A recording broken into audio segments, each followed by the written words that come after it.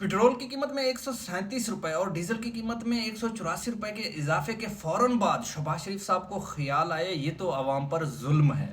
और उसके बाद शहबाज शरीफ साहब ने फौरन पेट्रोल की कीमतों को 80 रुपए कम कर दिया। पेट्रोल की कीमत अब 80 रुपए कम हो गई है 137 रुपए इजाफे के बाद से। तो ये बिल्कुल इसी तरह का सूरत हाल है कि एक बंदा गया, तबाखी था वो, यानी कि रोटियां पकाता था, तो वो गया बादशाह के पास कि मैं जितने में रोटी बेचता हूँ इतने में तो मुझे बिल्कुल भी मुनाफा नहीं हो रहा, मैं बिल्कुल जो है ना घाटे में जा रहा हूँ, तो मेहरबानी करें मुझे रोटी की कीमत बढ़ाने का जो इजाफे का हुक्म दे दे रोटी की कीमत को बढ़ाने का। तो उसके बाद बादशाह ने कहा कि आप कितना बढ़ाना चाहते हो? तो उसने कहा मैं 5 से 15 रुपए करना चाहता हूँ। तो बादशाह ने फौरन हुक्म कर दिया कि 30 का कर दो। तो वो बंदा गया, दूसरे दिन उसने 30 की रोटी बेचनी शुरू कर दी। तो उसके बाद लोगों ने एहतजाज करना शुरू कर दिया, लोग इकट्ठे हो गए, उन्होंने प्रोटेस्ट किया कि ये तो सरासर जुल्म है, 5 रुपए की रोटी 30 रुपए में।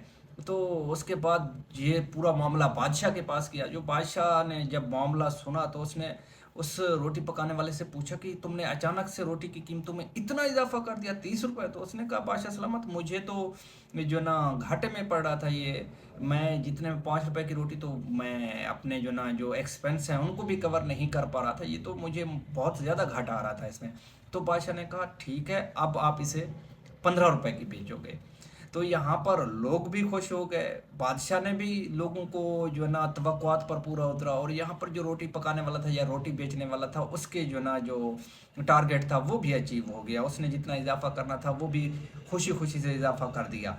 लोगों ने समझा कि बादशाह ने बड़ी रहमदिली की है, उसने जो ना जो 30 रुपए का इजाफा हुआ था, उसने 30 वाली रोटी को 15 में दोबारा जो है ना 15 का तो कर दिया है, चलो कुछ ना कुछ तो मिल गया है। बिल्कुल ये इसी तरह है, शहबाज शरीफ साहब ने जो पेट्रोल की कीमतें 80 रुपए कम की हैं, तो उसने बहुत बड़ी इनायत की है, उसने बहुत बड़ी शफकत की है, उसने लोगों के दर्द को समझा है, दर्द को समझने के बाद उसने 80 रुपए फिल फौर इजाफा कर दिया। अब यहाँ पे दो जगहों पे डंडी मारी गई है, वो बुनियादी तौर पर है क्या?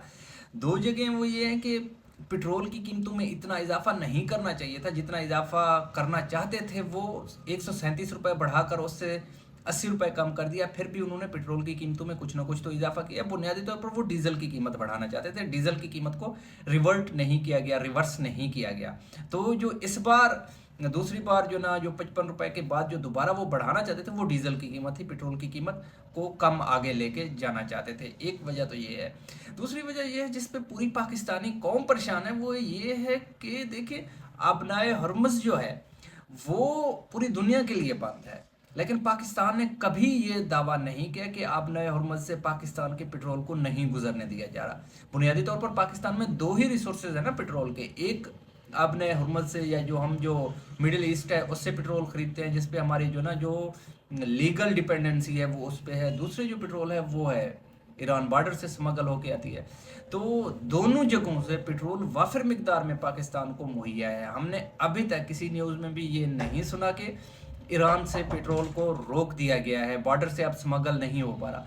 दूसरी तरफ हमने ये भी नहीं सुना कि अब नए हरमज़ को पाकिस्तान के लिए बंद कर दिया गया है, वहाँ से भी पाकिस्तान की जो शिपमेंट है वो प्रॉपरली जो ना लैंड हो रही है। अब इसमें पेट्रोल की कीमतों को बढ़ाना समझ से बाहर है, या फिर ये आईएमएफ के साथ कोई डील है।